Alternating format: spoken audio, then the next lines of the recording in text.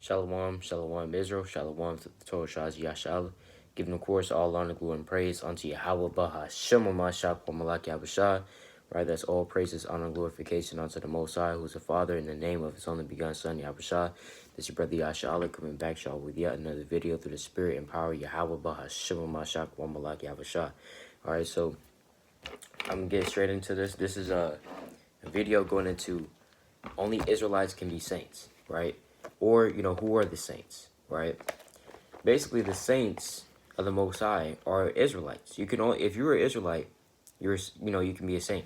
But the thing is, only saints can be Israelites, right?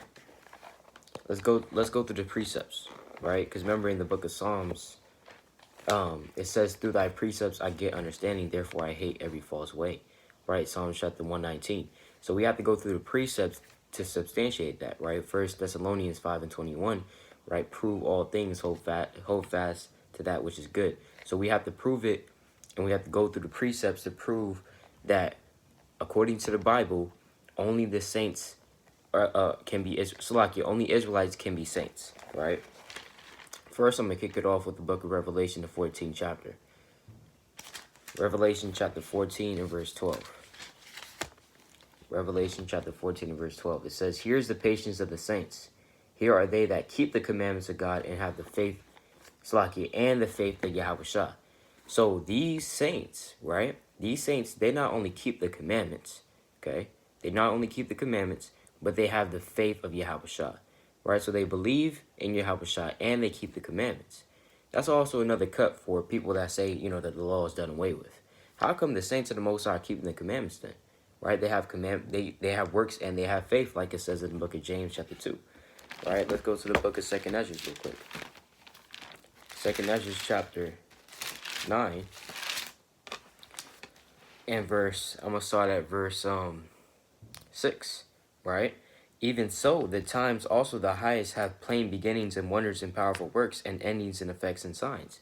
Exactly. The Most High, He's going to end this world. He's going to end this world through effects and signs. He's going to show signs in the earth and in the heavens. He's going to show signs all throughout the earth, right, that the end of the world is near.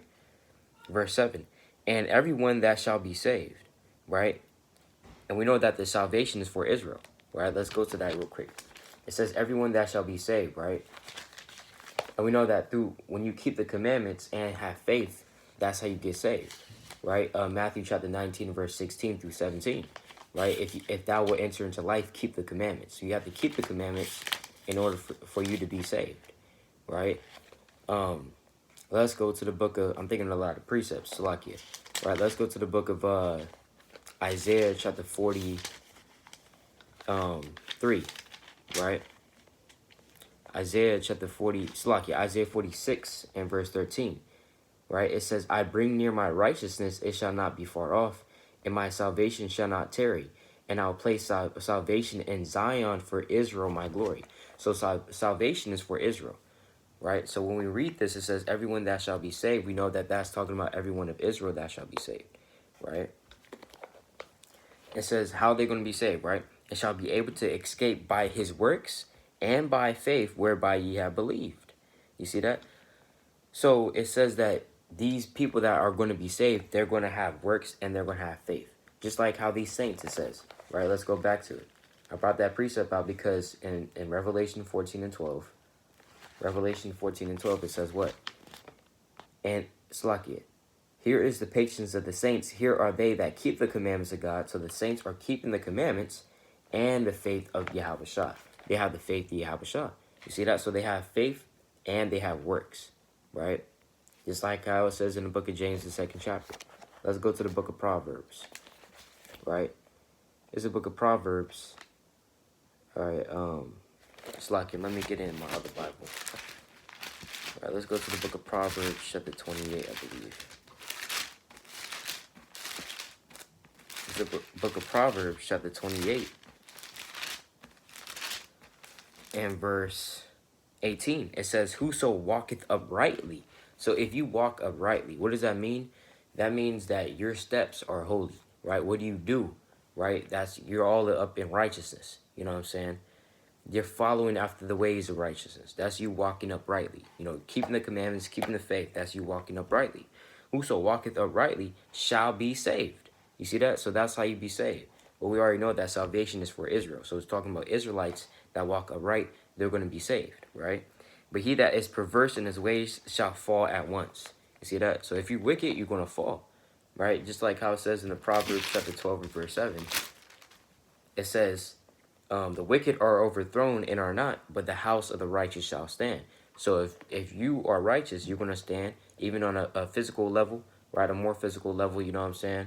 Your household, right? If your household, if you hold yourself diligently in the fear of the Lord, like it says in the book of Sirach, right? If you hold yourself diligently in the fear of the Lord, then your house won't be overthrown. But if you don't hold yourself diligently in the fear of the Lord, meaning that you're not keeping the commandments, you're not keeping the faith, then your house is going to be overthrown, just like how it says the wicked are overthrown and are not, all right? Meaning that they're going to fall by destruction. They're going to get destroyed, right? But Salaki, I don't want to get too off topic, right?